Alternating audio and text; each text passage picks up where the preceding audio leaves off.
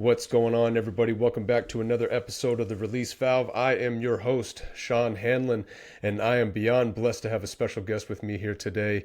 He is the former professional MMA fighter, the winner of the Ultimate Fighter Season 12, and a yoga teacher. It is my deepest pleasure to introduce Jonathan Brookins to the show. Welcome to The Release Valve, Mr. Brookins. Yo, thank you very much for having me, man. I appreciate it. No, I appreciate you, man. Yeah, again, as I said before we started recording, I've been following your career for quite some time, and it seemed like there was a good time period where you kind of disappeared from the limelight and started your journey of self development and growth, and it seemed that out of nowhere you pop back up and you're letting people know what you have going on and you're doing big things and I'm even more intrigued in what you have going on now as I was when you were fighting. So again, I thank you very much for coming on here. Yeah. Well, that's cool feedback. That's interesting that it feels like that from the outsider's perspective. I mean, it's Yeah, been like a lot of years. I mean, it's crazy. Like fighting for me or even in the UFC was like over 10 years ago. So a lot of life happens in 10 years. right. And then like, yeah, then like something, but it could all seem like also like a blink of an eye, when time is like, it's one of those things. And, yeah, it's interesting because for me lately things feel like they kind of click together and like I had this like moment, like this epiphany. And so it's funny on the outsider's perspective where you say, "Oh, you popped back up," and I'm like, "Oh wow," because actually in my world it kind of felt like that as well. So that's cool. Oh, that is funny. So I mean, again, I'll bring it back to where you were at before and what led to you doing what you're doing now. I mean, you won the Ultimate Fighter Season 12 and got to work with some amazing fighters and human beings. You were coached by GSP. That's amazing. What was that like for you? What was going on with you internally while that was happening? But yeah, my time with the Ultimate Fighter and George St. Pierre was really great. I really liked being on the show, and I liked that whole experience. I wish my whole life could have been like a Truman Show, like very like contained like that. Like that works out good for me actually. Like because in the show you get to every night before you go to bed, you get to write a list of all the things that you want, like everything. I want caviar. I want the top shelf. Da da da. And you wake up in the morning and it's all there for you.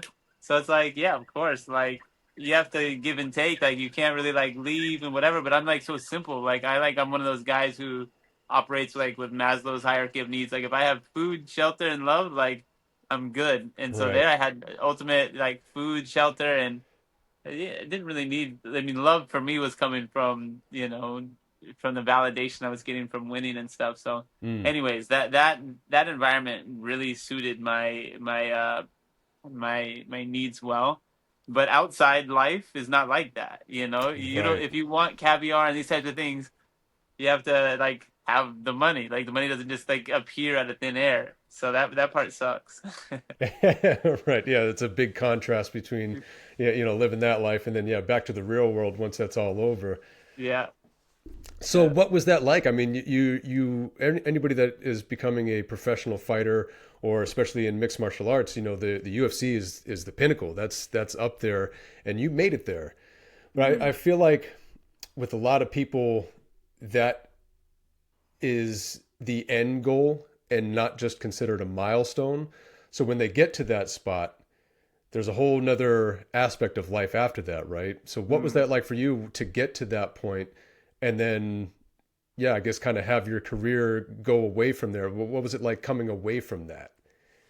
Yeah. I mean, that's a really good way to put it. And I think that was where I fumbled a bit is like say somebody like the difference between Michael Johnson and me is like if when I sometimes look back at some of like the interviews of like him and myself, like he always saw a career for himself in the UFC. Like that was what he was always trying to get to.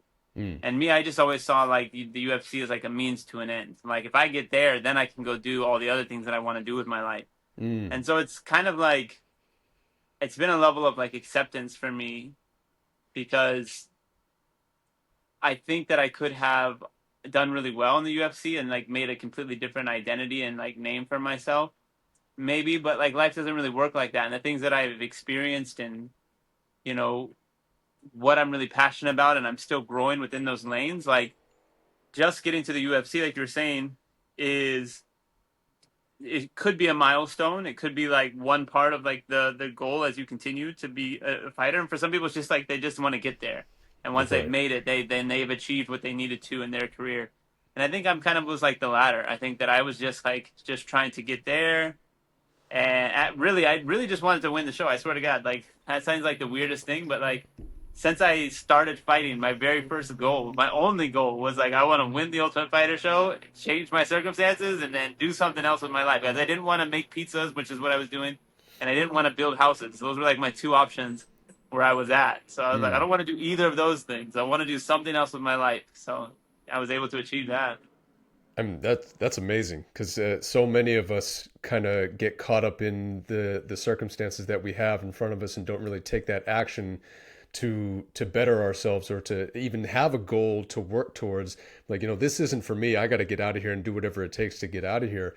So many Mm-hmm. people kind of succumb to that, oh, well, it is what it is. This is where I'm at. So this is what I got to do.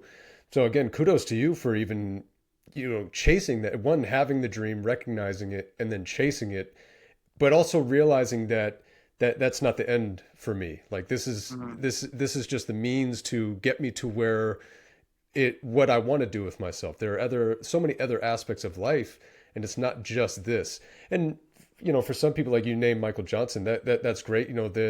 They have a different path in life, and they're working towards that. I mean, that guy's fighting tonight too. That's crazy. All these years later, he's still doing it. But it's okay for that to not be the end game for you. To use it to get to other areas of life that you're looking to achieve. So I think that's awesome. Yeah, thank you, brother. So, I mean, you get out of the Ultimate Fighter, you're or, the UFC. You're still fighting in different organizations, traveling around. But then it seemed like out of nowhere there was just this. I'm done with this. I'm getting out of here. I'm going to India, right? Is that what it was? You were going to Mm-hmm. India. Like, what Yeah. led you to go to India of all places? I mean, I just had this like knowing, it's like nothing more than just realizing that I was passionate about like Eastern philosophy.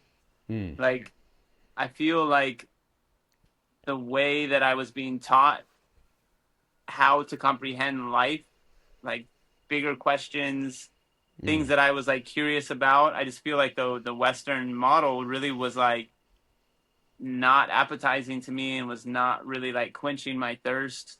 And then I would like read these books. I would read books on like yoga or mostly just like books on yoga. Because at the time, like before I even made it to the Ultimate Fighter, I was really broke. So the girlfriend that I had at the time, we'd like walk to the library, like the public library, and we would just like each find our section that like we were interested in. She was really interested in like cooking, so she would get a bunch of cookbooks, and now she's like a famous chef, which was cool to see like that our time like whatever we were interested in, like really actually like we went down those routes. And now I was just like interested in like yoga. I just thought like that it was just fascinating to me, the spiritual aspect of it, the Hmm. mysticism of it all, and I was always like kind of like a daring that way. Like if I had $20,000, like I was very like uh I had a lot of like I was daring. Like if I had $20,000 to my name, people would say, "Hey, do this with this, save 5%, da da da, do this that." I'd be like, "I'll take 20,000, put it in my backpack, and go to India." Like that's like the way that I thought about things. Right. So that's exactly what I had. I had about $20,000 after fighting Dustin Poirier. I was like, what can I do with this money? I could sit around and like blow it all here like I've been doing, or I could go like really far away and like invest in myself and have Hmm. like a completely life changing like experience. So that was kind of like, and it's like I don't know, no one way is better than the other. I've been broke more years than I've not been broke, but I've been very rich in experience. So Hmm. that's kind of cool for me. I love that. I love that. The deeper meaning behind it. Again, there's nothing wrong for having money be a motivational factor for some people to pursue, but you were on a journey of self development and growth and discovery, Mm, and I feel like that's something that a lot of people shy away from. They're almost, mm, I don't want to, I guess, for lack of a better term, scared to see who they are and what they're about and what things mean to them, what they believe in, what they don't believe in. And you're somebody that, yeah, that went towards that. You know, Mm. who am I? What am I about? What do I believe in? What do I want to do with myself? You know, that self discovery. And I think that's huge. And I think more people would benefit from pursuing that aspects of themselves. Maybe not to the degree of, you know, taking everything that they have and moving off to India or, you know, somewhere Mm. else. But, you know, maybe they do. Or, but just taking that time to really self assess, dive into themselves internally, and figure some things out. I think a lot more people would benefit from that. Nah, thank you, man. Right. So I remember one time I heard you say before, you know, the problem with running away is that you always run into yourself. Yeah. What did that look like for you? How did you confront yourself? What does that mean for you? Um. Yeah. I mean, even at 40 years old, it's still kind of like a reoccurring theme. Mm. It's like this quote that I have been hearing pop up a lot lately is this like how you do one thing is how you do everything. And it's like no matter where you go, how you do that one thing is still going to be how you do everything. Like if you're, you know, if you're late all the time and that's an issue for you and just because you like go to India doesn't mean you're going to like start to be on time. You're probably going to start to be late all the time over there Just too. clicks and something completely changes about you. Yeah, and to some degree, like some things do change. I will say that. Like now I'm in Costa Rica, and Mm. I wake up like in the 5 a.m. range, like naturally, which is pretty cool. You know, like I digest my food better here, so like all of that can lead to different physiological outcomes. Mm. But I think as far as like the character traits that you carry with you that you're working on that require like real work and attention, like you still have to do that work. What I'm suggesting is sometimes the odds are against you if you're not getting enough sleep, if you can't digest your food, it's harder to make choices. It's just harder. So I Yeah. think it's like understanding like how to stack the odds in your favor so that way you can consciously like make the changes that you want to make. And I Mm. think that's like the work for all of us. We all have our shortcomings and things that we have to at some point give ourselves grace and realize like this is not even my fault. I might be a fucking shithead in this way, this way, this way, or the other, but I have to actually just take 1 second and realize like I didn't ask for any of those character traits that were actually given to me. My father might have like incorporated, developed some of that through his own life circumstances and Right. his own like misfortune. And like because of X, Y, and Z, like I have developed this defense mechanism for the world. Like how I react to the world is just the way that it is. So until I start to consciously do the work, like all that stuff is pretty automatic anyways, and Mm. I can forgive myself for the fact that like I don't like the way those things are, but now it's my responsibility to change that. And that's kind of like the work that I've been trying to do. I have a lot of really shitty character traits, that just like were not mine. Like I looked at them, I'm like, damn, like I didn't even ask to be what's that word, like when there's like certain ways to be in like relationships, they talk about anxious or avoidant. Oh yeah, like I'm a super avoidant person. I didn't ask to be that way. My dad's like that. Like he doesn't, Mm. ever call me. If I never call my dad for the rest of my life, he'll never call me. Well, he's cool. He loves me, but like that's just the way that he is. So Right. Right. you know, so I'm like that. I don't reach out to people. So anyways, this is just ways of like actually looking at it and being like, wait a second, like I actually didn't ask for that character trait, but I can consciously work on it, and it will take work. Mm. Yeah, absolutely. One of my favorite quotes is no one's at fault, but everyone's responsible. And That's it. that's it, man. It is huge. And a lot of people will hang their hat on it being somebody else's fault or whatever and just kind of leaving it at that. And it's like, well, to a certain degree, yes. But when you get to a certain age or a certain point in life, you have to take responsibility for your actions. You have Yeah. to, like you said, start putting in that work. If you can recognize certain character traits that were instilled in you, obviously against your will, if you had the choice, you wouldn't choose to have certain aspects about you be the way that they are.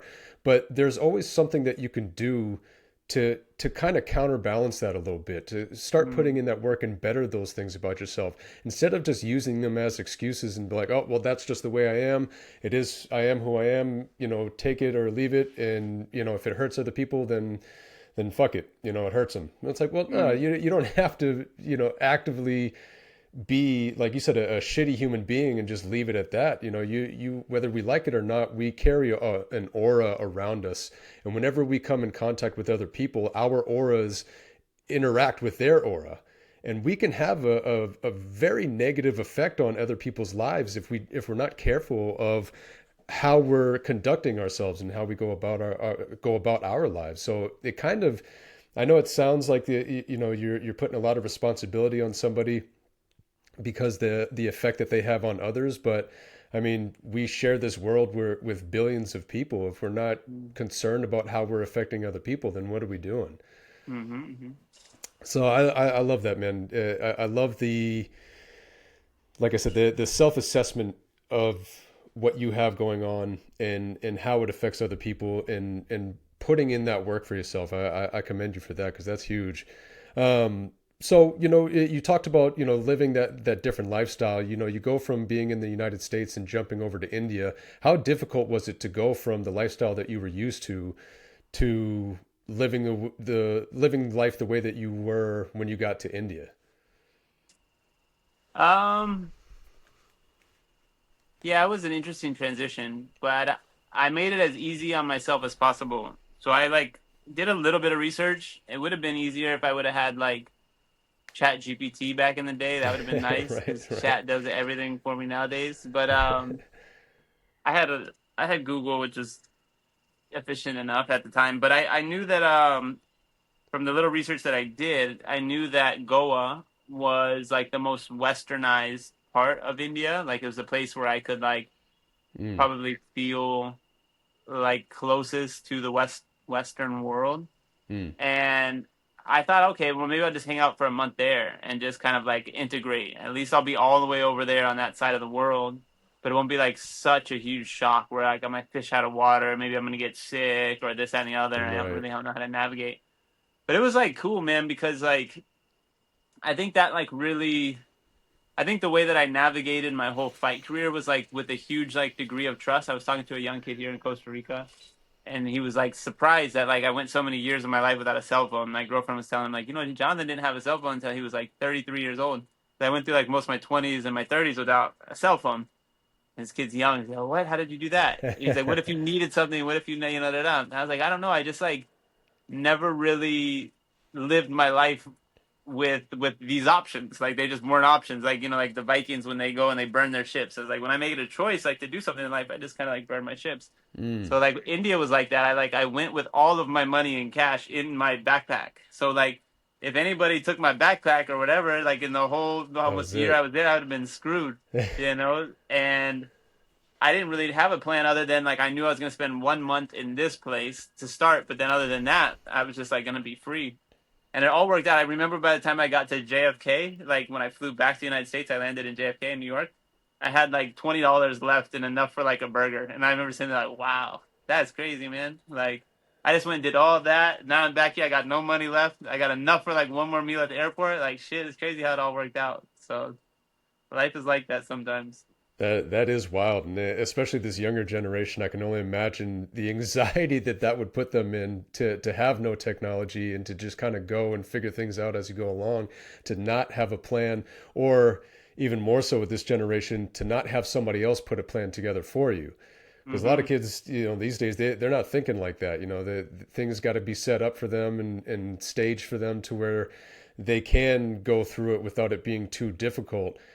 And yeah, you have somebody like yourself and a few other people that I know in life that just there is no year from now.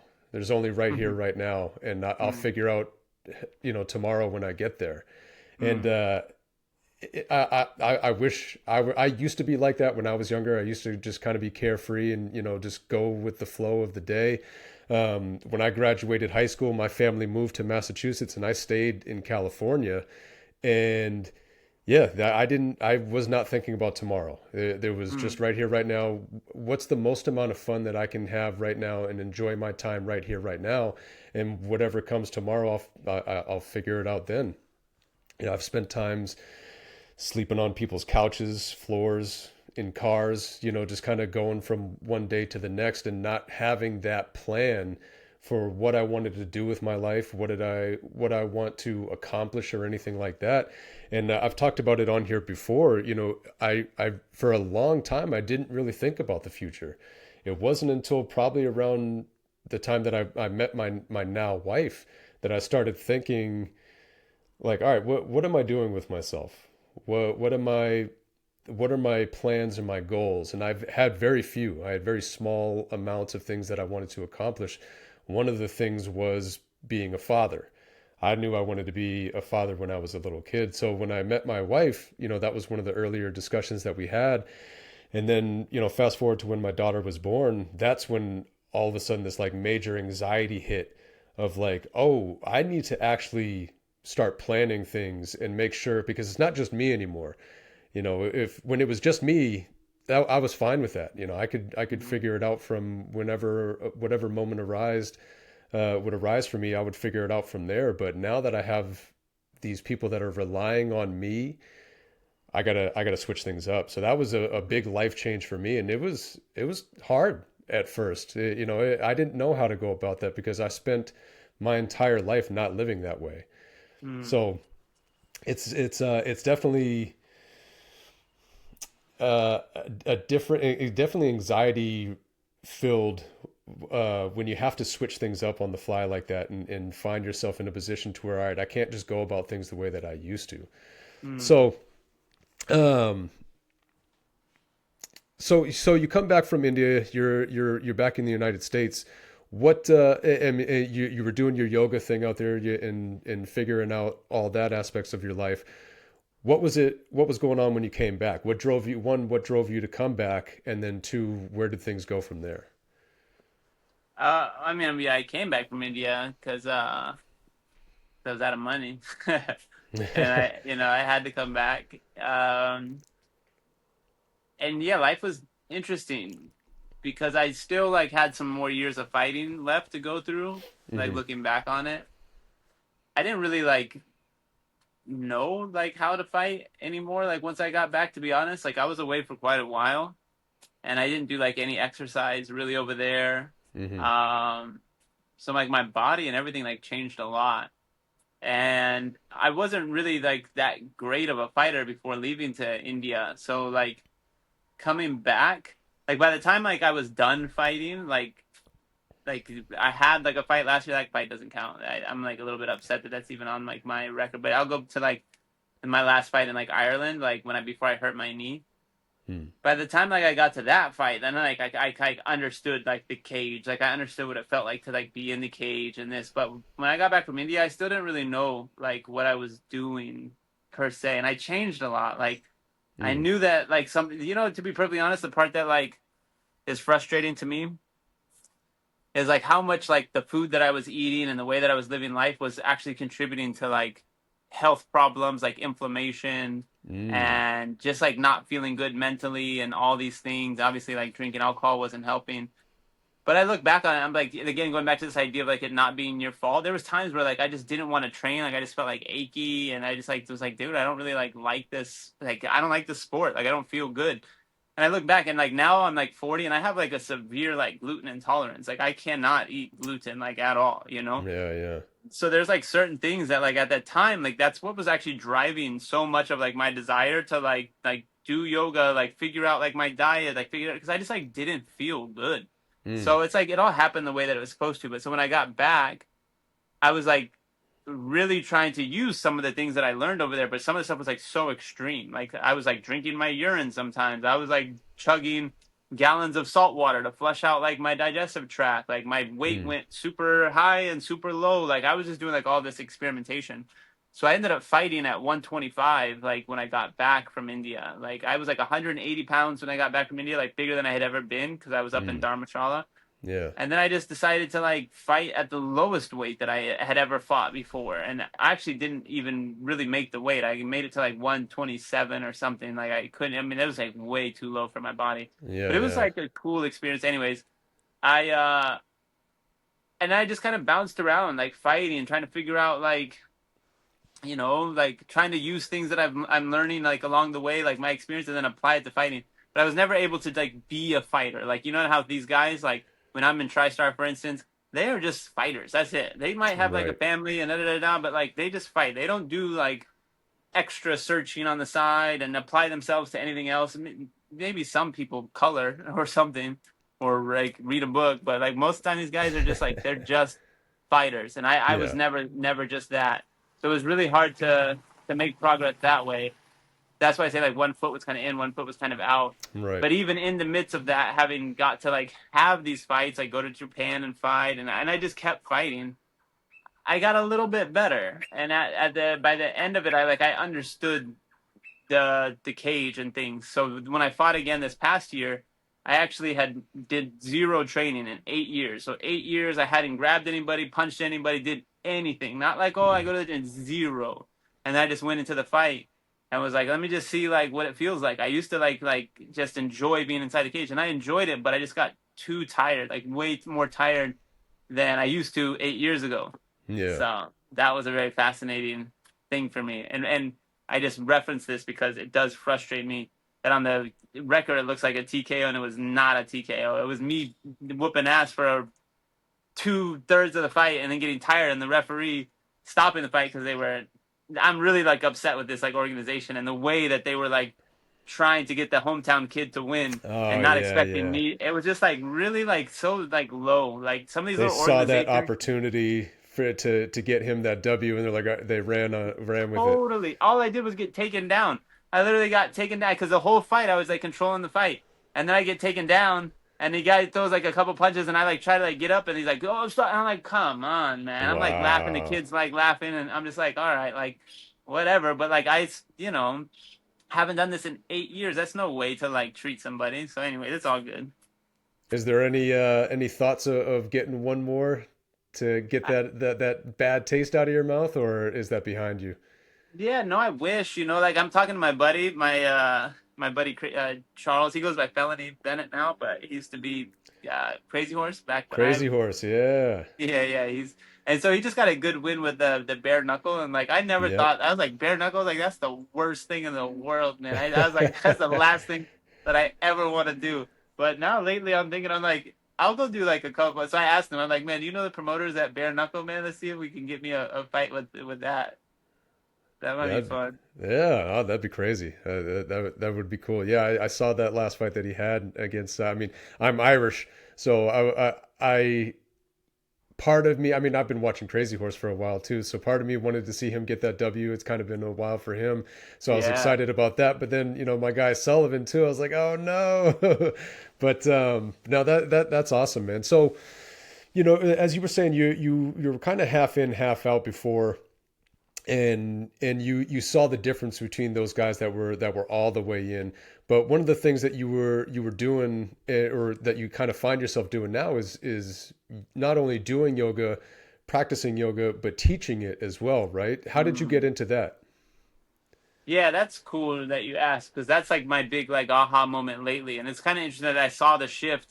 Like, man, I'm telling you, like life, whatever this is that we're experiencing, or like God or the system or however, I mean, man, it's beyond me. But one Hmm. thing I can tell you is that like when you align with whatever it is that like that is more of like your purpose, like things just like click. And if you're like way outside of whatever your purpose is, you can try as hard as you can, but doors will shut. And that's Right. just kind of like how my life has been. Like with fighting, it was easy for me. Like my very first fight was like a 12-second knockout. Like I closed my eyes, threw my fist, and then knocked the guy out in 12 seconds. So easy. I was like, okay, this is what I'm supposed to do. Like it's like, yeah, I didn't have to try.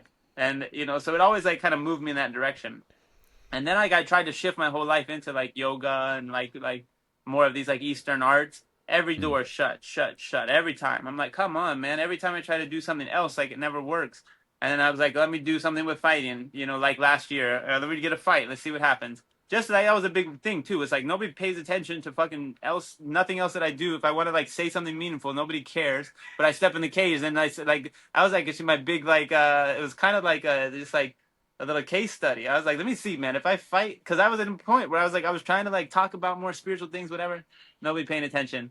So let me fight. Let me see. So I go fight. Oh, look, people. Oh, you're the Jonathan's fighting. I'm like, yeah. First, you guys don't even. I don't even want to fight, and I'm not even training, whatever. And I'm just testing you guys out to see like if you guys care. And they Right. did. So then I like was too far, and I had to go do it. So that was like really fun for me. Actually, I was like so happy that I did. And anyways, Um, but I had this aha moment where, like, that fight was like, sometimes I promise you, it really bothers me. It really bothers me that like that I lost, like that, and I shouldn't have. Like, had I been able to train at all, like I was working like all the time in New York City. I was just like broke again, like usual, whatever. I had no business taking a fight. And so I was like really frustrated because I was like, this is not like my career is really important to me. Whatever it is, even if I have losses, this and the other, the whole journey was really important to me, and like it's a big Yeah. part of my story. So I don't Yeah. want this like little like asterisk on it, like some bullshit. So I like sometimes like keeps me up at night. Like, this is so fucked up. Like if anybody knew the reason behind why I took the fight, how unprepared I was, whatever, and how good that I actually did without even grappling the, all these things. But because of that fight, I like found my yoga teacher because in trying to prepare for the fight, I didn't have time to like go to a gym. I got to train with like Polino Cruz, who's doing like Alex Pereira and stuff, and I was able to go over there to New Jersey a couple times and like hang out with like Dylan Dennis, and like we threw punches for like 2-3 minutes. That was like as much preparation for a fight I had was like 2 minutes, like da da da, not a Yeah. 5 minute round, nothing, like no grappling shit, man. So it was like crazy. Anyhow, but I really didn't want to do it. I was like, this is so fucked up. Like, I don't want to fight. I haven't even made weight to 135 in X amount of years, whatever, whatever. I was like, I don't really want to do this at all. And then I went to a yoga class one day, and my teacher's 86, and he just like all of a sudden started talking about the Bhagavad Gita and like all these like really like spiritual things.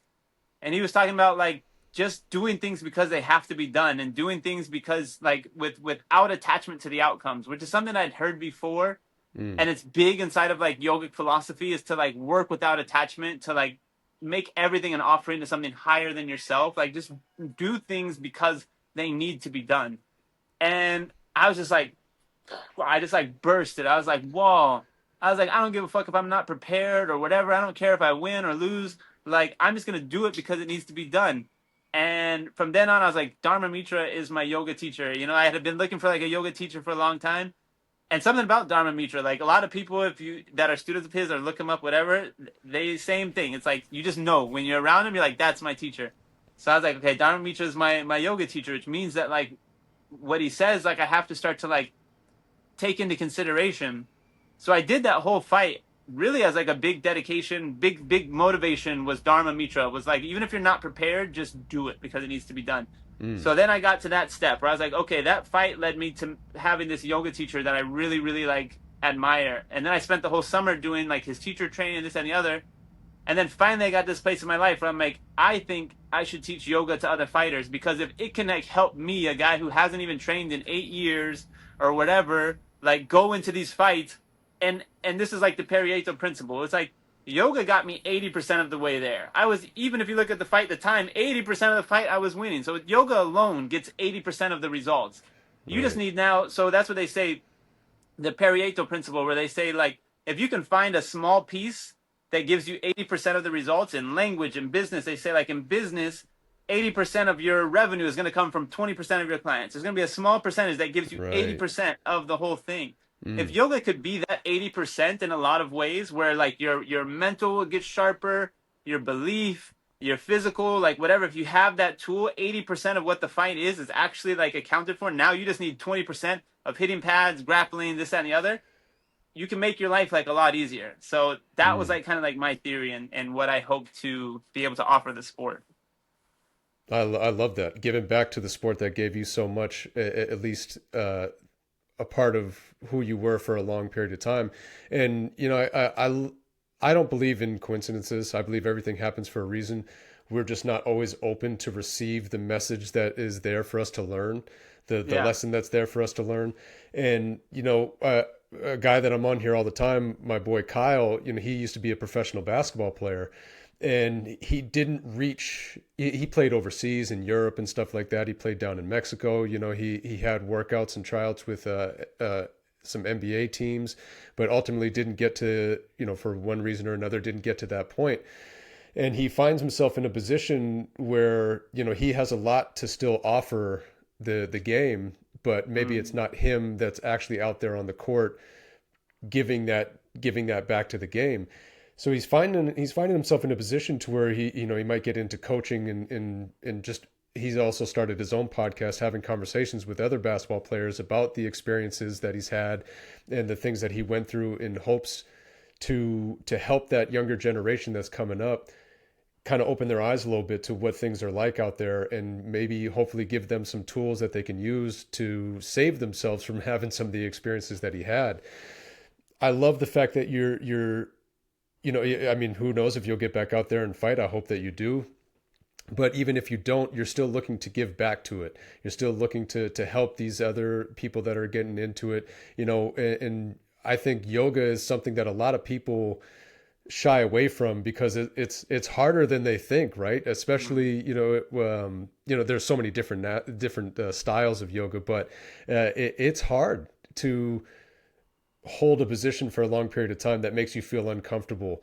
It's hard to, work on your flexibility. Some people aren't flexible enough to do certain positions and poses, so they shy away from it. And it can help your body, but also help your mind, right? Get ready for certain things, help you work through a lot of situations that otherwise, yeah, like I said, you shy away from because they're hard for you to do. I love the fact that you're looking to develop. I mean, you have been developing a yoga system or a program, right, that is kind of meant for mixed martial artists, right? 100%. Yeah. That's huge. So do you find that a lot of fighters struggle at first when they first get into yoga? Is this something, did you struggle when you first got into it? Yeah. Yeah. I mean, I struggled, but like I knew what I was like getting myself into. I had read all the books, I was in the library. Right, So, right.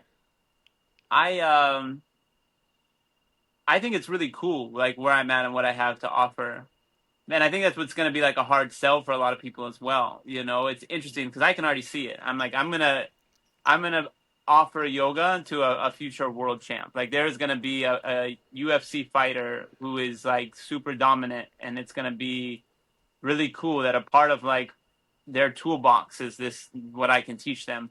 But Right. again, like going back to like hard sell, yeah, of course. Like if I was like UFC champion and I'm like, hey, like do this, people are like, oh yeah, I'm gonna do it because he does it. But that's not how it's supposed to go. Like I had to like learn it this way. I had to learn all these hard, shitty parts about it, so that way I can give you the good stuff, and then you don't have to do all the bullshit that I went through.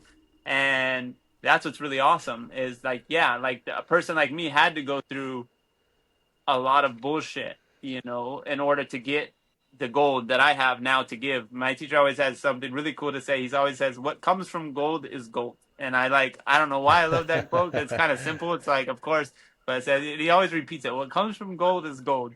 And so right now, like what I have is gold. Like, and now like what comes from that can be better. But before that, I didn't have that. I had to go through a lot of things. I feel like I detoured slightly from the original question, which does happen with me sometimes. But Story of my life. yeah. But basically, the one thing that I do want to say is like, yes, like hard for people like to do yoga, fighters to do yoga, and it's just it is hard. It's so hard because and it's the restriction of your mind, of the concepts, of your paradigms, that is Mm. the thing that needs to become most flexible first. And that's what's really cool is so much of our body's capability is stuck behind like your nervous system, like literally these firewalls that like are already embedded in you that say I can't. Yoga is just the practice of removing the I can't from the body and the mind, and it's like magic. And that's why I'm like, I can't wait to give this to somebody and for them to get it, and then to see how much I can and I will open up in their life. Mm. Away from yoga or mixed martial arts or whatever, it kind of is the the turning point in their life overall, right? And they start viewing things differently from that point on, not just about that. 100%. Yoga is a technology. Like that's the thing that people like don't get. They think it's like dogmatic or it's a spirituality or this and that. Like yeah, it has those elements to it if you want it to. Like Mm. spirit just being spiritual or whatever is like it's just a fascinating topic of conversation. But what I can tell you definitively at this point, whether you want to believe it or not, but you can study it and you can look at the research, it is a technology. Like your mind, you can just look at like the double slit theory, like that's like quantum physics. It's like you can literally like the observer effect, like observing something completely changes its nature. So your power of observation is a technology like in itself. Now, how do you want to direct your attention is a force that you can use, like you, Mm. but you need to use it. You can't just halfway use it. You got to practice it and cultivate it. And so like when like some of the greatest athletes in the world, they use visualization. They work with coaches. They can see the shot going in before. And even that's why some of the fighters, when they're really turned on in charge, Muhammad Ali or Conor McGregor, they're calling the shot. They're calling the round that they are knocking people out in. Now, Right. is that just a coincidence, or is that just their vibration and their connection to the system that we're in, adhering to their vision? It's like, Right. have they just created that type of like potentiality, like with their thoughts? And then what happens? Like they stop working. Like I remember their magnetism or whatever stops like operating on that frequency, and that little window of which they were calling those shots stops. Now, has anybody mastered or figured out why that happens? I mean, I don't know. But if they would have been yogis, maybe that shit would have lasted longer. Yeah, right, right. Now it makes me. I talked about it on here before too. It makes me think about Ilya Taporia when he fought. When he fought Alexander Volkanovski and Charles Oliveira, he partied the night before in celebration of his win. Yeah, It yeah, wasn't, he talked about what he was going to do, when he was going to do it, and then celebrated the night before the fight yeah. even took place, celebrating his victory, and then went out and did it the next day. It made me even think of Gordon Ryan. He used to write down he drew a picture of a triangle and then handed it to the judges and said, "Open this after the match," and then went out and won by a triangle. So it's Nice. like it's crazy. You're absolutely right. I think there's something to it. The manifestation aspect of it. If you're really in tune with it, and you're creating that neurological pathway of, yeah, not just that I want to win, I'm going to win, and this is how I'm going to do it. Hmm. There's obviously something to it. There's been too many people, like you mentioned Conor McGregor. There's too many people that have gone out there and have done exactly what they said they're going to do to the T of Yeah. how they said they were going to do it. Yeah, yeah, exactly. And then like yeah, having a plan and following through. This isn't just subjected to sports. Like this is business 101, The biggest like moguls, like of our time, they saw it. They wrote it down, they drew it, they meditated on it. It's just a part of the gift of being human and having consciousness. It's like to not utilize that piece of, and I'll say it again, like technology. Like Right. we are reverse engineering right now consciousness to some degree. I just saw the people with I don't know, the ones behind Claude, not the ones that are doing Chat GPT, but they were like, we're not even certain right now that like it's not conscious. We're at the point now where we're not so sure. I'm like, yeah, I'm like from the beginning of this whole thing of artificial intelligence, if you were versed in Eastern philosophy even a tad bit, you could have like pieced those together as far as like what the human experience is, because Buddha, Buddhism 101 or Gautama Buddha, he was saying that we are basically just an algorithm that is very binary in our construct. Like when he woke up to his enlightenment and he had his big aha moment and was like, oh, like I've been looking for the architect. Like this was his words in translation. He says, I've Hmm. been looking for you, architect. I've been looking at like how this whole thing is put together. And he's like, I can see now that it's my thoughts that are creating my reality. So okay, that was one of his big aha. My thoughts are creating my reality. But he's like, I can see that my thoughts are pretty much binary in nature. They are just subjected to me having cravings. I want more of what I like, and I want like less of what I don't like. So it's like the one and the zero. Like, do I like it? Or I don't like it? And I spend all of my days trying to have more of what makes me feel good and less of what doesn't make me feel good. So you literally, I'll trace it back to being a baby, and you have like 3 4 years or so like of your life where it's blank, like you have nothing, no memory, no consciousness, whatever, but something existed and you were there and you were saying, I don't like smashed peas, mom, or I don't want to go to bed at this time, and I like this and I like that.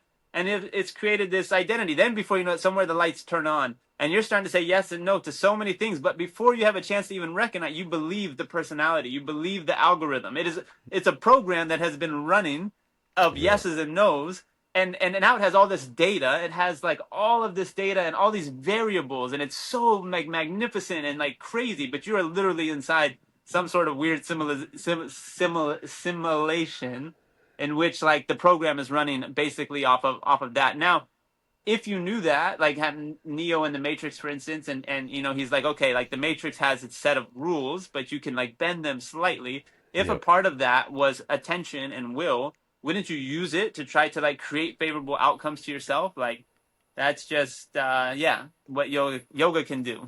Right. I absolutely love that. That's such a good explanation of it too. Expanding your mind to the different possibilities of, yeah, working on a different playing field than what you're used to.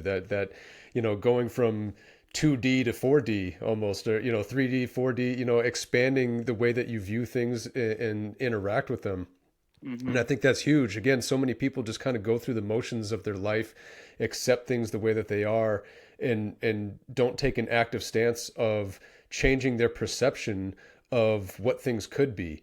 Mm. Having that time period that you actually spend with yourself of who am I, what am I doing, and what do I want to do?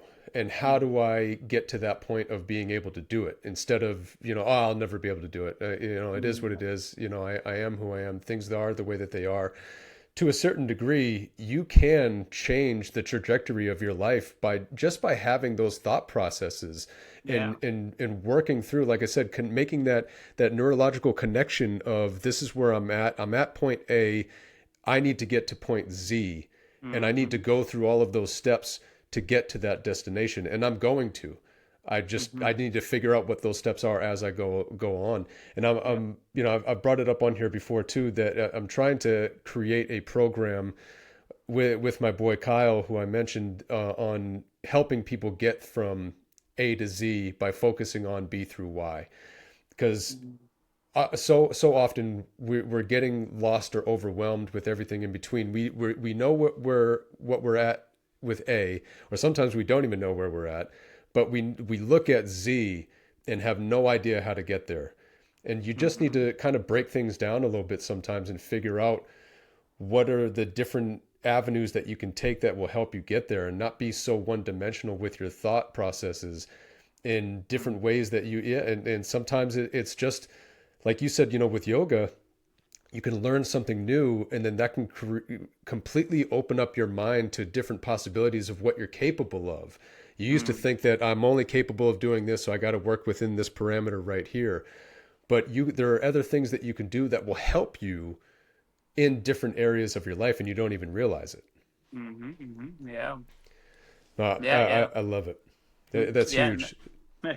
Yeah, I'm stoked for this conversation, man, because it's given me a lot of inspiration. Because I guess I don't really talk about these things that much. I'm always like wondering, like, how can I share these? I think that's why I was so interested now. People like reaching out and like, hey, like, will you do a podcast? When I was younger, somebody would probably ask me this. I'd be like, no, like, I don't really like know what to talk about or whatever. But now, like you're saying, like opening yourself up to the possibilities, and I think like that's a huge part of it as well. Is like being able to just like they say in yoga, like to live with like an open palm. Like if you're closed up like this, like nothing can really like you can't really receive anything. And Mm. so like even just like having this conversation, like I've received so much. Like it's been really cool, man. I appreciate you doing this for me. Now, Or again, yeah. I appreciate you taking the time to come on here and share some of your story with me in the audience. You are a huge inspiration. I love your mindset. I love the way that you've gone about things, and how you are looking to give back to those. And again, I hope that you can get back out there and get a better lasting impression of your combat career. I 100% will. Easy, easy. I just don't know if it'll be like if it's bare knuckle. That's cool. I mean, because that's like the last thing that I want to do. But the one thing, my I have like some knee issues. I had like a knee surgery and things like that. Mm. So that part is like that's a little bit of a bummer for me.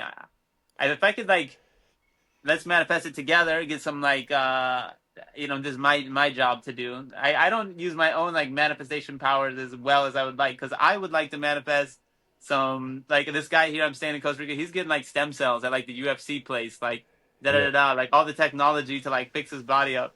I would like some of that. You know what I mean? Yeah, right. It's like $27,000 though, man. I'm like, shit, I gotta get my manifestation powers up, man. Hey, you never know what this conversation will lead to. You putting it out there and creating it and putting it out into the universe. It can always come back. So, man, Exactly. this conversation was amazing. I really appreciate you again taking your time to come on here and pun intended release with me. Before we jump off, if you could let everybody know your social media handles or whatever it is that people can get start following your journey or get in contact with you if they're looking to get involved with yoga or anything like that, how can they get a hold of you or how can they follow along? Yeah, my social, I really only am doing like Instagram right now. So it's my name, Jonathan, Jonathan X, and then Brookins, Brookins. I hope you do one of those things where you like put it in like, I don't know, in writing or something. But Yeah, yeah, yeah, I'll at have it in Jonathan there X for Brookins. sure. Yeah, but no, yeah, I hope we do it again too, man, because I think like you're really on a good wavelength. So I'm gonna enjoy watching your star rise, and I think we'll do it simultaneously because you're like that's the lane. Like you're in the right lane right now, man. You're doing like a lot of that work that a lot of men are kind of like actually asking for. Like it's really important for men to learn how to release, like as you say. It's Mm, so important. We got a lot of toxic masculinity still. Like that's crazy to right, think about, man. It's wild, man. You're like, what's wrong with these dudes like being scared of their vote? And like the UFC doesn't help much. It doesn't help that like the most toxic dude could like beat a guy in a fight and then run his mouth like with all these like emotional scars and wounds and shit, and people don't even like they're not able to see it for what it is because he beat a guy up. I'm like, right. get the fudge out of here, man. These wounded people's, yeah. So Yeah. what you're doing is very important.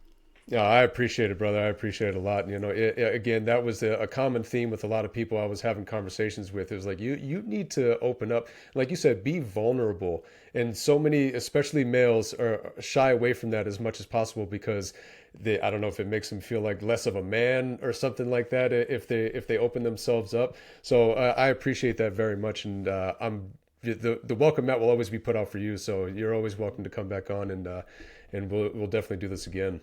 Yeah, right on, man. Thank you, brother. All right, brother. Thank you. Thank you, everybody, for tuning in. We'll see you next time.